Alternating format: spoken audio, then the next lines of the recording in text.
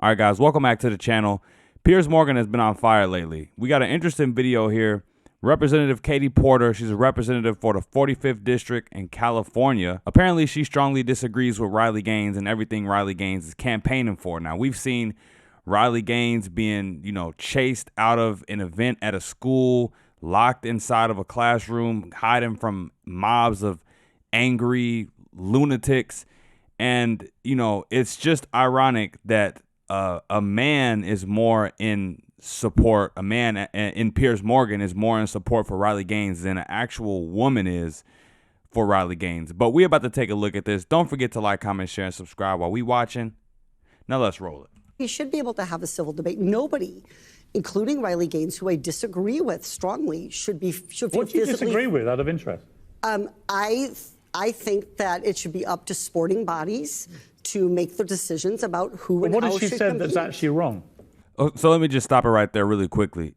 Not only does she disagree, she disagrees very strongly. And might I say, it's these very sporting bodies that made these rules loose enough to where a man can say he's a woman and, go and break a woman's record.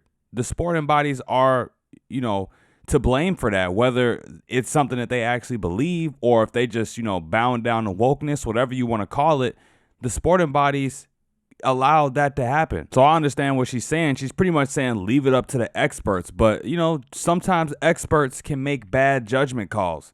And Riley Gaines has personal experience competing against Leah Thomas. So, her perspective, if you really do value everybody having rational conversations about this topic, her perspective is very valuable because she's actually, competed against, Leah Thomas, a biological male.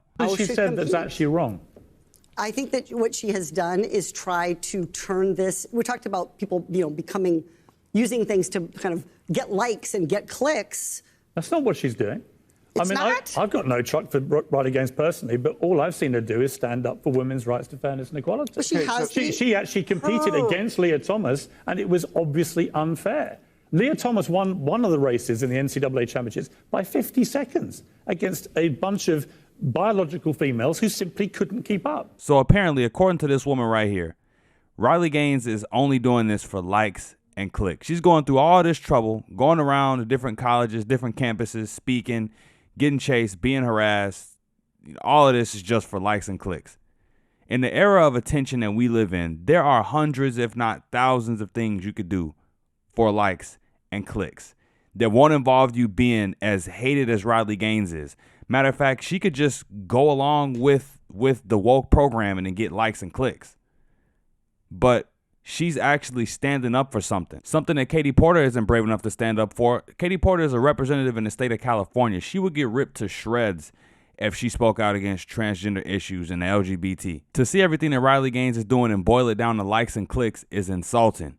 The reality is that a byproduct of her doing what she's doing, her on the campaign that she's on, does give her likes and clicks, but that's a byproduct of her bravery and her, willing to actually go out and speak to something that a lot of people aren't brave enough to go and do. She deserves some likes and clicks for that. In this day and age, there are plenty of people doing things for likes and clicks, all sorts of TikTok challenges.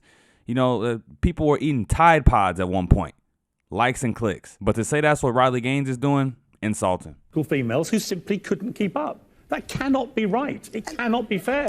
That is something that I think our sporting bodies should be dealing with. And by the way, Riley is speaking up for herself, and that is her prerogative, and I respect her free speech. I think she's speaking up for pretty much every female athlete in the world.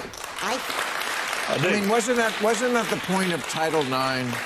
Title IX in the early 70s was something that was it was a major event in feminism, that we finally have this law that says at colleges, right, and I think high schools too, but definitely colleges, women's sports have to be given equal to men's sports so that women aren't and this led to the WNBA and lots of other stuff. This seems to be the opposite of that. It seems to be so many instances, I think, where wokeness is the opposite of what I grew up as liberalism. Feminism is dying at the hands of women who not only don't say anything about what's going on in sports and female sports, but who also encourage biological men to compete against women in said sports. You know, I mentioned this before. You got biological men coming in, breaking records, dominating the competition, breaking skulls. You know, it's MMA fighters that are biological men beating up women. I mean, let's just be honest here. Do you really think women want to compete against men in sports, or that young women want to compete against young men in sports? I don't think so. They separate us for a reason. And as empowered as women and young women may feel, if they being honest with themselves, they know and understand that men and women, boys and girls, are separated from sports for a reason. But it's the same people who preach tolerance and acceptance, who think men can become women and vice versa, who advocate for men, biological men, to be competing against women in sports.